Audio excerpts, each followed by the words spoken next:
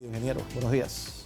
Buenos días, Iván. ¿Le Bueno, gustan los Beatles, no? sí, como no. Pero fíjate, yo vengo de un poco más atrás. Yo estaba estudiando en los Estados Unidos cuando el rock and roll estaba en su apogeo. ¿Quién estaba? ¿Elvis? Elvis Presley. Elvis era un blanco de Tennessee, Correcto. cantando y bailando como negro. Una expresión artística que revolucionó a los Estados Unidos. Por supuesto. Una revolución. El rock and roll fue una revolución que produjo todos unos cambios importantes en la música y en la cultura norteamericana. Influenciada entonces su vida en el aspecto musical por la música de Elvis. Sí, de Elvis y Presley, fue una época interesante en el Sin mundo. duda, sin duda. No solamente en el mundo The de King la música. of Rock and Roll, Sí, ¿ah? y además bailando como negro. Claro. Y bailando de verdad. Y tocaba muy bien la cómo guitarra, no. ¿no? Bueno, a lo que venimos. Bueno, era para un entremés como para decir algo Sí, porque- alegre y bueno, porque las cosas, tenemos un tremendo nubarrón aquí en Panamá. No, yo escuché esta mañana todo lo que se estaba hablando, usted estaba picante, ¿sabes? Sí. Como que la gente comió ají picante. Sí. La situación está como un poco tensa. Bueno, voy a volver al plano interno, pero algunas cosas que están pasando en el mundo para que usted se entere. Después de las declaraciones del presidente electo Trump, que este viernes toma posesión como presidente de los Estados Unidos, en la que acusó a la canciller alemana de una política migratoria desastrosa, fue la palabra que utilizó. El presidente de Francia, Hollande, salió a la defensa. Los gobiernos, los 27 miembros de la Unión Europea han salido a la defensa de la señora Merkel, hablando de la unidad, también muy preocupado por lo que dijo Trump de la OTAN. De manera que comienza Trump este viernes con problemas en China, los problemas en Rusia, los problemas en el mundo. No ha empezado, ya se está peleando con medio mundo. El tuit. Las manos le pican, no se aguanta. Creo que tiene más de 20 millones de seguidores o 40, no sé cuánto. Es una barbaridad. Ya le digo enseguida. Bueno, usted habla. de tal manera que sigue esa confrontación. Además, ayer, en la confirmación de su secretario de Salud, va a enfrentar serios problemas por las investigaciones que se han hecho de que él mercadeó acciones en el mercado de medicamentos por $300,000.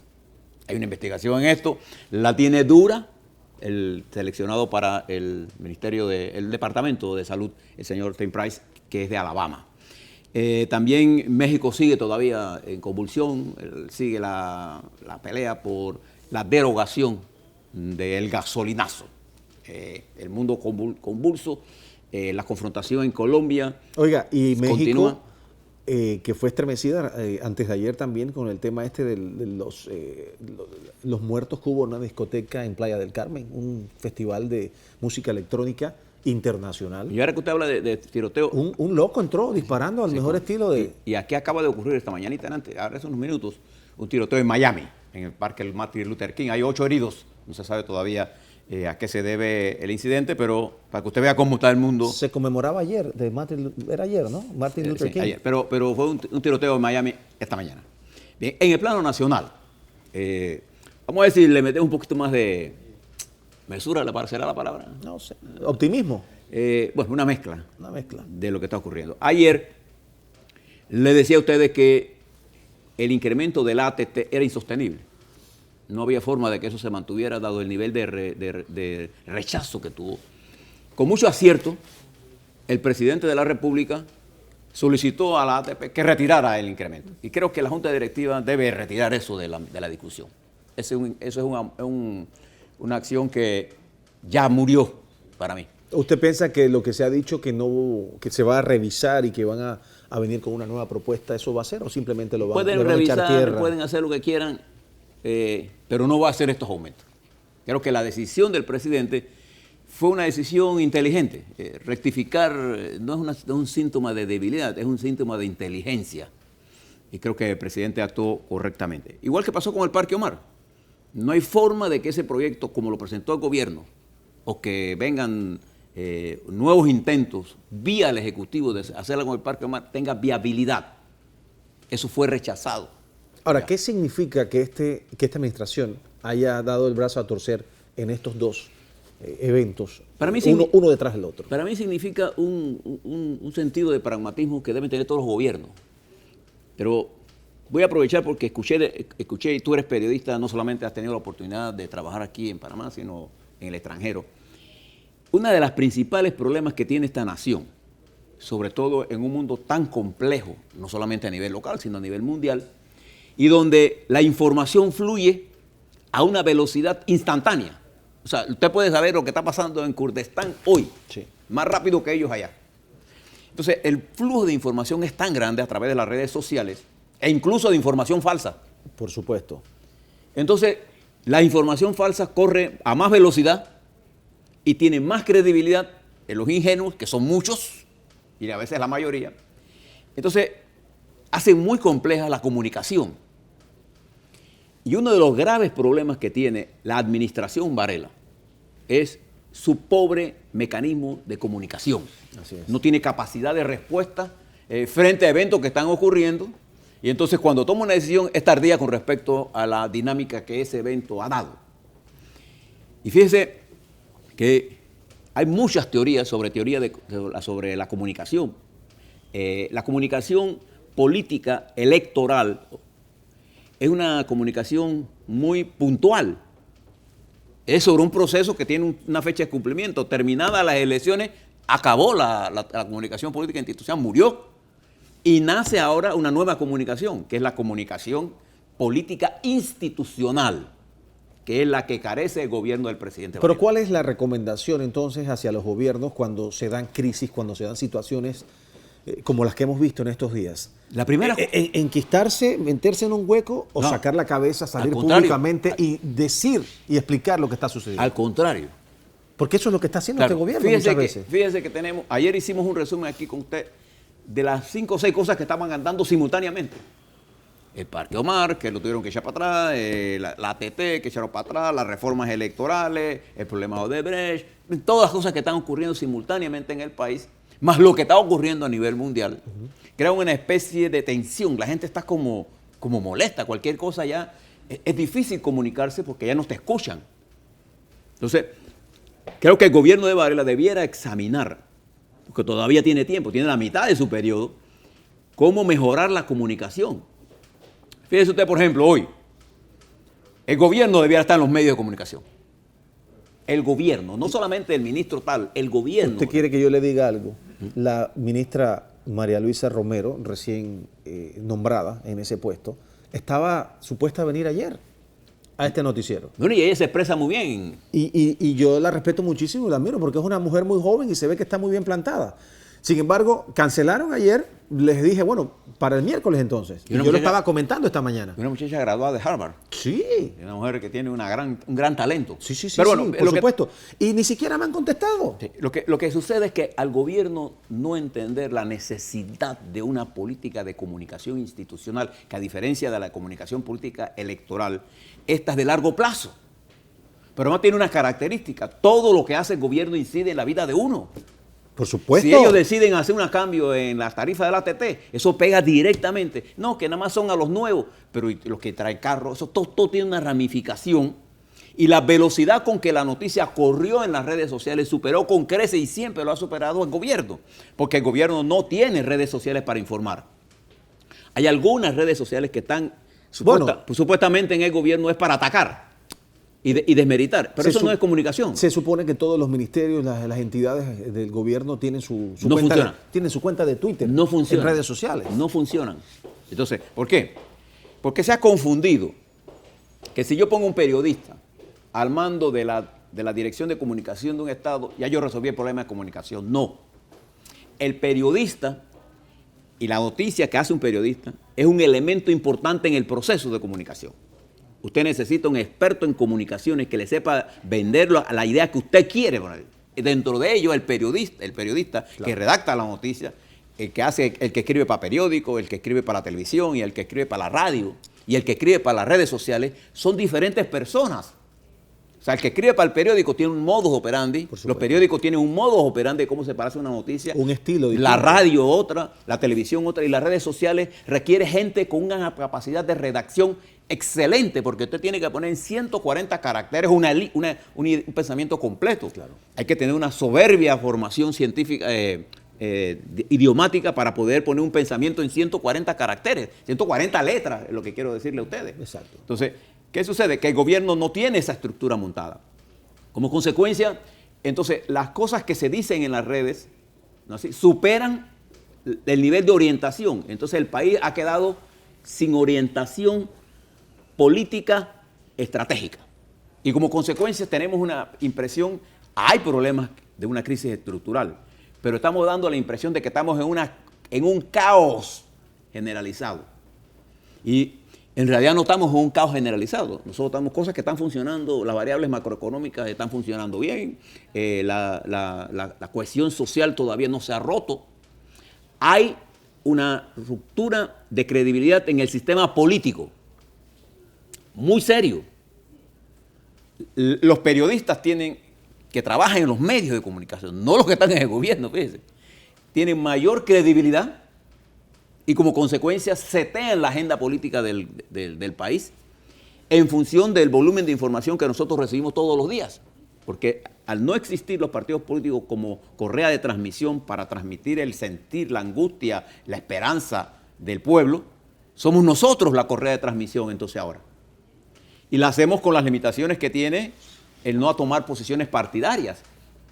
Entonces fíjese usted, cosas como la siguiente.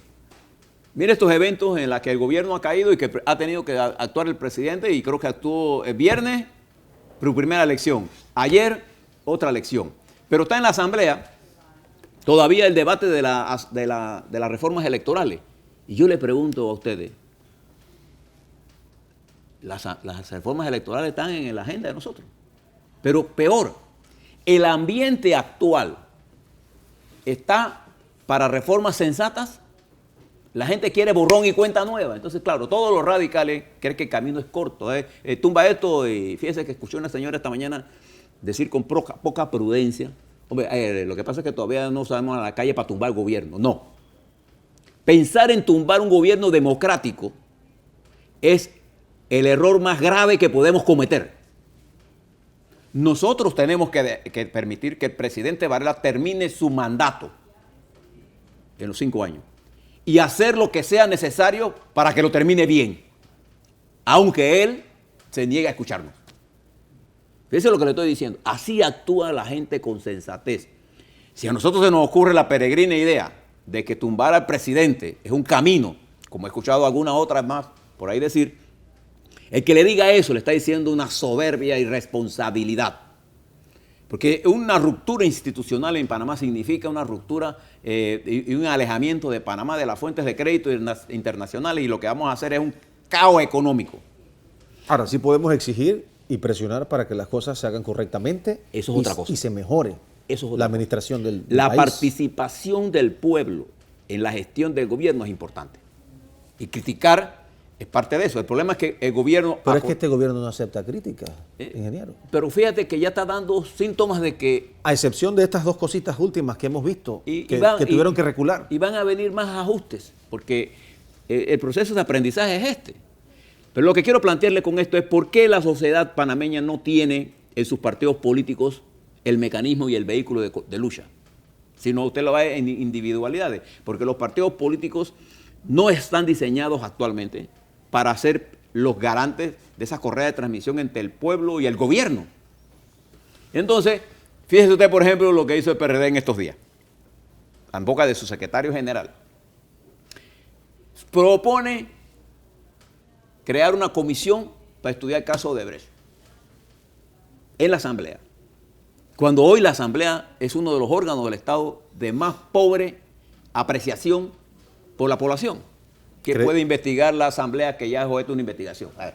No hay una buena credibilidad. Entonces, pareciera que hemos perdido el sentido común, y yo quiero apelar en la mañana de hoy, en mi análisis político, a que más importante que tener conocimiento es tener sentido común.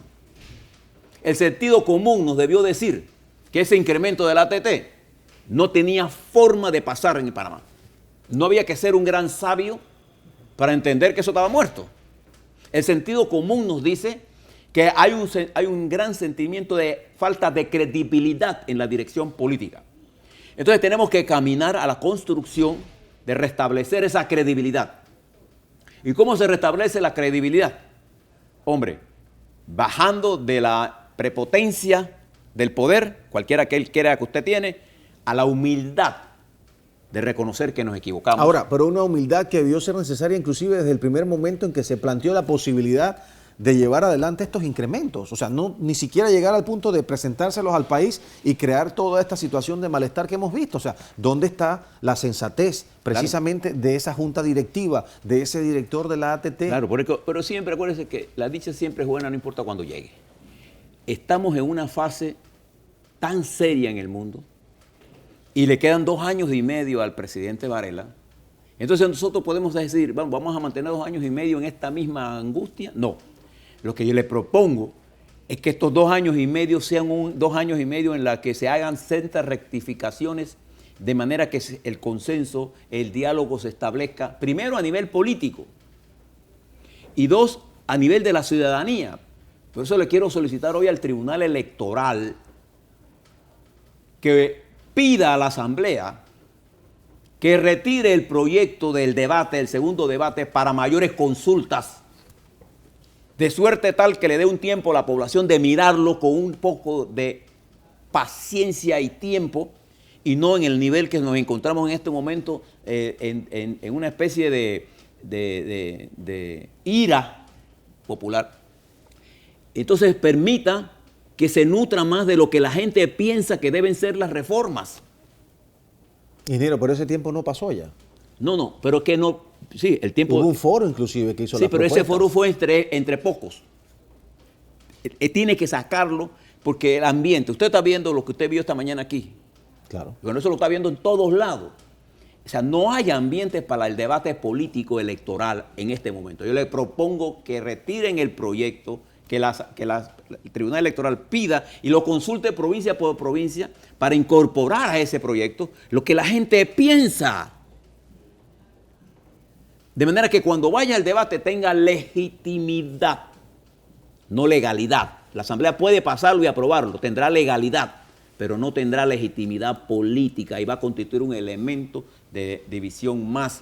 Porque además de eso, debemos enfrentar la crisis de corrupción más compleja que hemos tenido en la historia nacional, que afecta no solamente a la República de Panamá. Acabo de leer que la empresa Rolls-Royce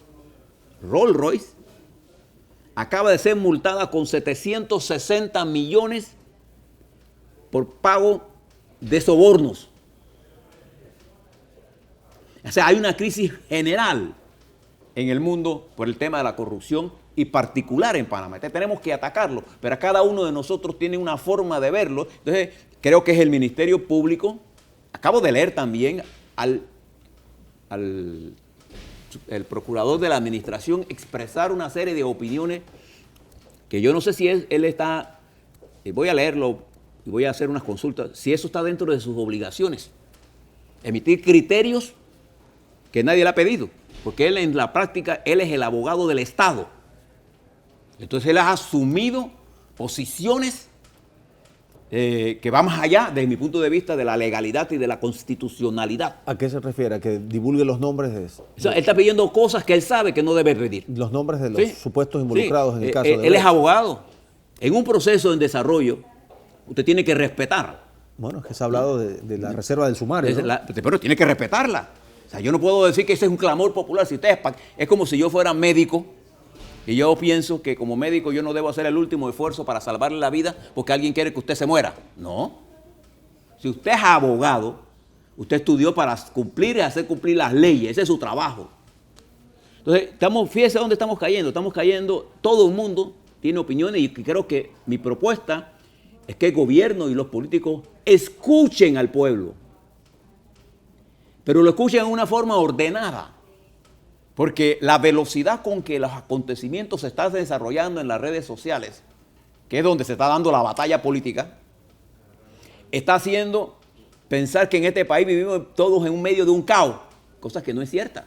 Vivimos en serios problemas. Sí, cómo no. Tenemos 1 millón de panameños pobres y en pobreza extrema. Eso es grave. Eso es grave. Tenemos una crisis en el sector agropecuario que culminó ayer en un enfrentamiento. Y fíjate lo que erróneamente dice el presidente, que se trata de un movimiento infiltrado por los políticos. Y lo dijo su hermano, el diputado José Luis Varela. Y en la práctica, ¿qué significa eso? Que yo no tengo la menor duda que el llamado Consejo de Seguridad en su apreciación inteligentísima, ¿no? Llegó a la conclusión que ese era un movimiento, y ahora no demoro, que financiado por Martinelli o financiado por el PRD. Hombre, hay un problema en el sector agropecuario real. Los productores agropecuarios, particularmente los arroceros, tienen un problema para vender su arroz. Eso es un problema real. Ahí no es un problema político del partido, de nada. Hay un problema real en los cebolleros, porque han traído cebolla en el momento en que estamos levantando la cosecha. Esa es la realidad. Tenemos un grupo de gente que trabaja en la dirección del sector agropecuario que no tiene la capacidad técnica y política para ser los dirigentes de ese sector. Esa es la realidad. Entonces, los organismos de seguridad siempre quieren justificar las cosas. Yo escuché al presidente y lo vi, tiene la información equivocada. Porque el presidente Varela sabe más que eso. Entonces lo ponen a decir cosas que lo que hace es herir la sensibilidad de los panameños, sin entender, porque el Consejo de Seguridad tiene poca capacidad intelectual para entender la dinámica política de este país. Lo he dicho repetidamente.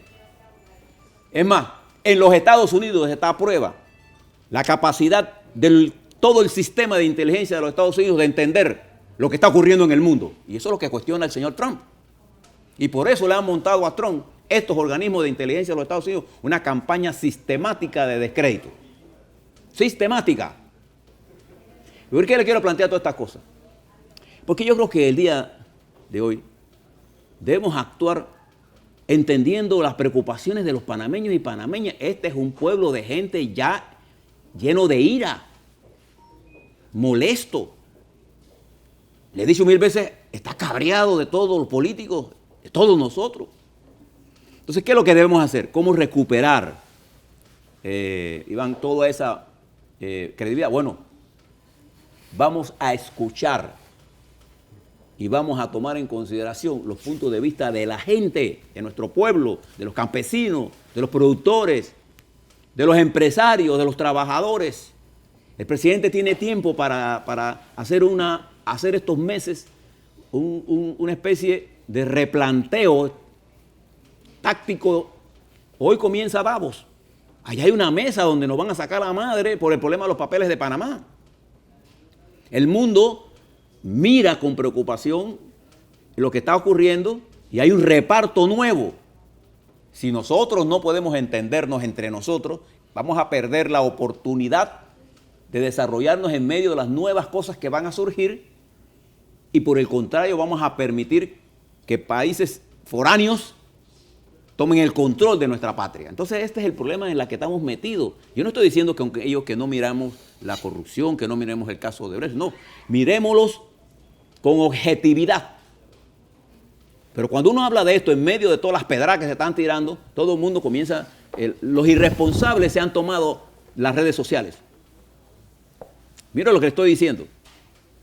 Y la capacidad de la gente con responsabilidad, ¿no?, ha quedado disminuida, y entonces estamos en manos de los cabezacalientes, de todos los bandos, hasta el punto de que, por ejemplo, ayer leía el fallo que el segundo tribunal tomó en el caso de Ricardo Francolini. Negó la fianza. Fíjese este hecho.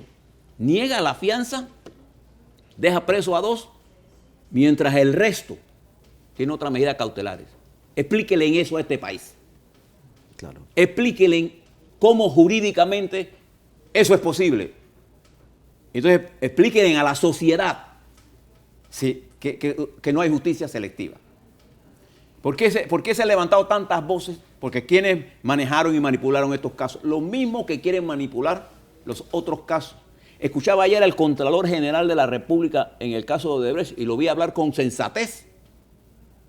Lo vi hablar con el conocimiento de lo que está ocurriendo en estos casos.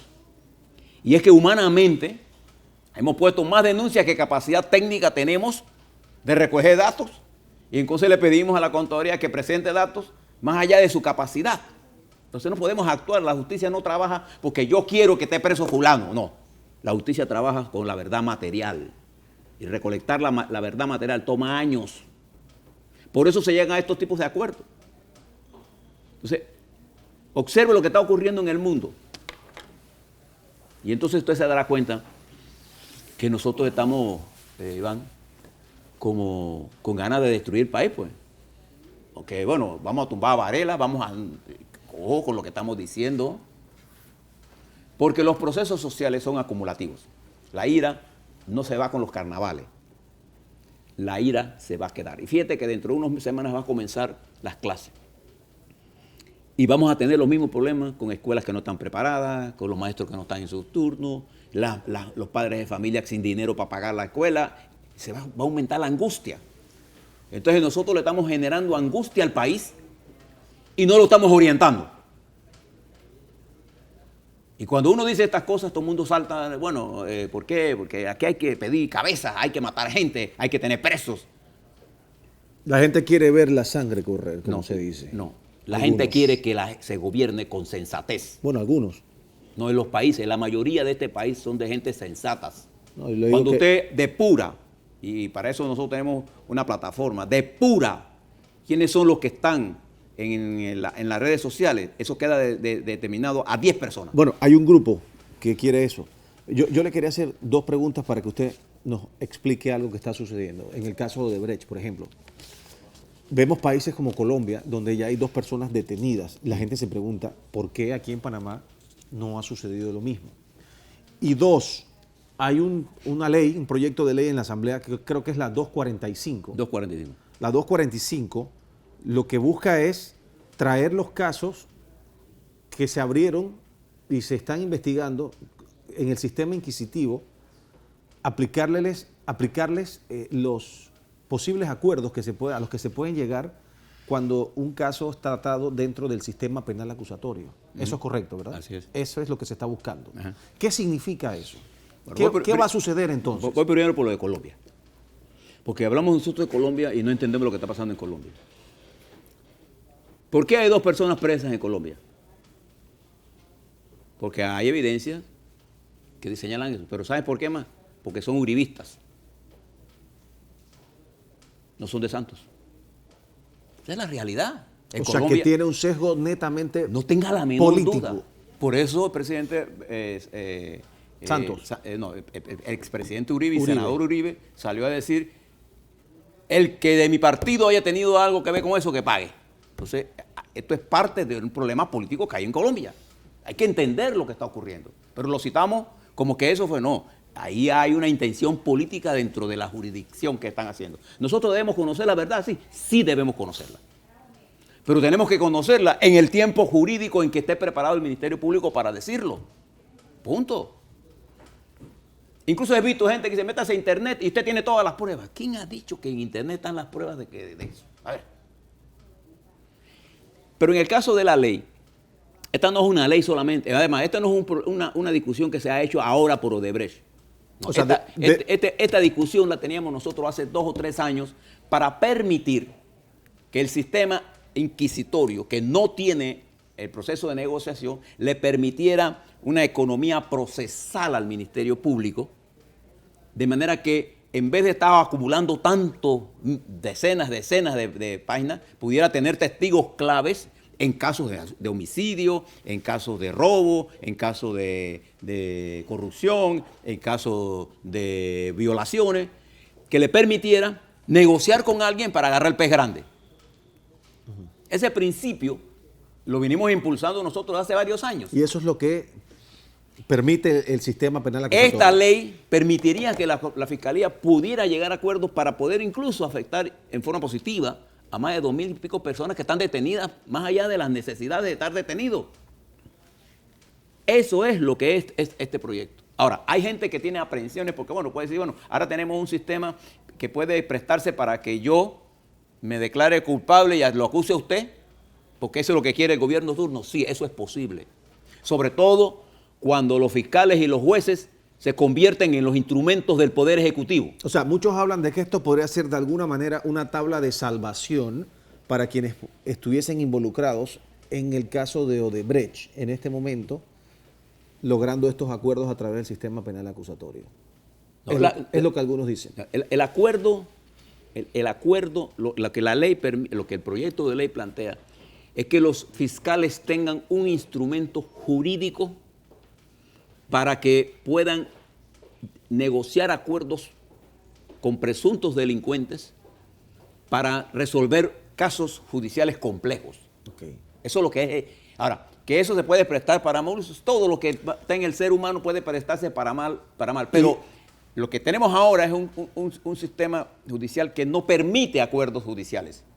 O sea, ¿usted piensa que en este momento entonces sería positivo, como algunos dicen, para el país que esta ley del 245 pasara? Para mí es vital. Por ejemplo, yo ayer les decía a ustedes, ¿por qué el gobierno de los Estados Unidos o de Inglaterra o de Francia puede rápidamente multar a una compañía transnacional y determinar cuál fue el delito que se cometió? Porque ellos tienen la figura del acuerdo. Okay. Entonces, en los Estados Unidos, por ejemplo, en el caso de Odebrecht, la Secretaría de Justicia de los Estados Unidos llegó a un acuerdo con Odebrecht que si ellos declaraban y confesaban en los delitos que se cometieron, ¿así? Con hechos que ellos pudieran comprobar, o sea, con pruebas, o sea, no era decir tal cosa, ellos podían entonces que eso pasara a ser un acuerdo extrajudicial y no habría enjuiciamiento ni llamado a proceso judicial. ¿Qué implica esto? Me ahorro una larga investigación, pero a la vez también la sanción va a ser menor. Una multa, sí, pero el sistema, o sea, para poder yo llegar a una conclusión, yo investigando, tendría que hacer miles de cosas, miles de investigaciones, miles de recursos, pero además estaría dañando la economía. Y fíjate, por ejemplo, que en el caso del Deutsche Bank, que es un banco de los más grandes del mundo, le pusieron una multa de 7.200 millones de dólares. Ellos pueden seguir operando, tienen que hacer ajustes y nadie queda procesado. Eso es un sistema que ellos tienen. Nosotros lo que queremos es buscar un sistema que no sea igual, pero que nos permita a nosotros tener economía procesal, darle a los fiscales instrumentos jurídicos que les permita la figura del acuerdo, que sí está en el sistema penal acusatorio. Esto pareciera entonces como que uno se ahorra el juicio penal, pero queda entonces la parte civil. Una parte Exacto. porque ellos pueden continuar pegándole al pez grande. Entonces, ¿qué es lo que pasa con el sistema actual? Que quienes quedan presos son los peces chiquitos, pero la estructura se va. Entonces, esto es un problema que ya los Estados Unidos son países con mucha más experiencia que nosotros. ¿Cómo sabemos nosotros lo que está pasando con Odebrecht ahora mismo? Si no es porque los Estados Unidos nos pasó un informe, bueno, lo hizo público. Una vez que ellos hicieron público eso es toda la información que públicamente los Estados Unidos hacen estos procesos, punto. Claro. No vamos a tener más ninguna, salvo colaboraciones muy específicas con los ministerios. Por eso que el Ministerio Público nuestro debe tener un instrumento que le permita tener estos acuerdos. No solamente para este caso. Recordemos, ingeniero, que en el pasado se publicó que las autoridades brasileñas que estaban investigando el lavajato, que tiene que ver con Odebrecht también. No, y Odebrecht no, y tiene que ver con un montón de compañías. Con Petrobras y con otras más. Mire lo que pasó en Brasil. Que se quejaron en un momento dado, esas fueron publicaciones, yo no sé al final del camino si fue cierto o no, pero habían publicaciones que decían que las autoridades panameñas pues habían sido muy parcas y muy poco colaboradoras en las investigaciones que se estaban haciendo. Sí, pero fíjese bien, la Procuraduría de Brasil le pidió a la Procuradora de Panamá que le mandara toda la información sobre las cuentas de Odebrecht. Ninguna procuraduría puede actuar sobre esa base tan amplia. Tú me tienes que decir qué es lo que tú estás buscando. Tú estás buscando la cuenta de Blandón, de Iván, qué sé yo, eso entonces te la mando. Pero ellos estaban pescando en una información que la Procuraduría panameña actuó con un sentido de responsabilidad. Pero los fiscales brasileños no pedían cosas específicas. Como es que se hace o sea que el procedimiento no fue el correcto. Los abogados saben eso. Los abogados saben eso. Eso no lo tengo que explicar yo. Los abogados saben esto, pero como cada cual tiene, como abogado, sus propios clientes que tienen intereses en la construcción, aquí también, aparte de la guerra jurídica, que yo creo que se debe investigar, mi posición es que se debe investigar todo, hay gente que tiene intereses también detrás de todo esto. Compañías que representan, gente que quiere que... Porque al final, ¿qué es lo que sucede con... ¿Por qué Odebrecht hoy sigue construyendo en los Estados Unidos? Porque los Estados Unidos saben, váyase a Florida, Y en la Florida las grandes construcciones las está haciendo Odebrecht, porque es una empresa de una gran capacidad constructiva. Toda la renovación del aeropuerto Miami la hizo Odebrecht. Sí, pero la terminal donde están las... yo no estoy diciendo que lo que hizo Odebrecht con con pagar... y siguen construyendo hoy día. ¿Cómo se llama? Soborno está bien. No. Lo que estoy diciendo es que la posición que adoptó, por ejemplo, el Contralor y la posición que adoptó la Procuradora para buscar el mecanismo que nos permita llegar a la verdad que el pueblo quiere saber, ese es el camino. Lo que están planteando, guerra, hay que votar fulano, nombre, están planteando cosas equivocadas y ellos lo saben como abogados. Pero lo que pasa es que ellos acusan de la judicialización de la política del Ministerio Público, pero no se dan cuenta cuando ellos hacen lo mismo. Mira que mi criterio en este momento es que debemos actuar con sensatez, hombre. Y la primera persona que debe actuar con sensatez en el país es el mandatario, es el presidente, que es el líder del país en este momento. Y no está pensando que debemos tumbarlo, no. Lo que nosotros debemos pensar es cómo hacer que el presidente de la República entienda nuestras preocupaciones, pueda hacer las suyas e impulsar a que él haga las cosas correctamente. Y poder decirle con claridad que cuando se equivoca, nosotros tener el valor político de decírselo. Concordábamos esta mañana, Memo y yo, cuando estábamos en la parte de las llamadas con los televidentes, que el presidente debería limitarse a decir que esto se lo deja al Ministerio Público y que sigan adelante con las investigaciones y tratar de involucrarse lo menos posible. Claro, yo siempre o dejar el Ejecutivo me toca darle un fuera. consejo a cualquier dirigente político que me lo pida. Usted hable lo menos posible y sea lo más claro con lo poco que habla. Okay. Excelente. Porque entre más habla usted, más se equivoca. Terminamos con eso, ingeniero. Listo. Gracias, como siempre. Un placer. Vamos a ir a una pausa para comerciales, por supuesto hay más informaciones, ya está lista Guadalupe, en las portadas viene Rack, tenemos más invitados, así que ustedes permanezcan aquí con nosotros en nuestra edición matutina de Next Noticias. Hoy es 17 de enero. Volvemos.